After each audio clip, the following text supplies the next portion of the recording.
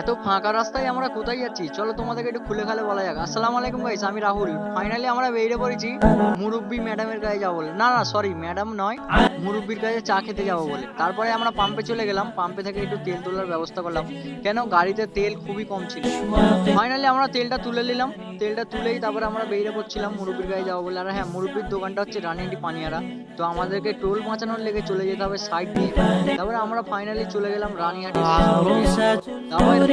আর হ্যাঁ, তোমরা তো অনেকেই ভাবছো যে মুরব্বির চায়ের দোকানটা কোথায়।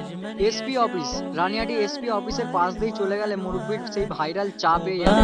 মুরব্বির স্যার, স্যার না ম্যাডাম কি বলবো মাথায় আসছে না। ফাইনালি এই ভিডিওটা তো অবশ্যই মুরব্বির কাছে যাবে। আর হ্যাঁ, মুরব্বিকে একটা কথাই বলতে চাই, তোমার নামে যে এত কথা বলছি এইগুলো সব ইয়ার্কি করছে, হ্যাঁ খারাপ মাইন্ডে নেবেন না।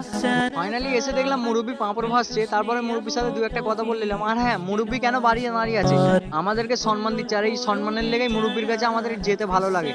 কেন বলো তো, মানুষ মানুষকে সম্মান দিলে তবেই তো না দোকানে চলবে। আর হ্যাঁ, ভিডিওটা যদি ভালো লাগে লাইক কমেন্ট শেয়ার ফলো করতে ভুলবে না। বাস মুরব্বির কাছে চা খেয়ে আসো, কি করছো?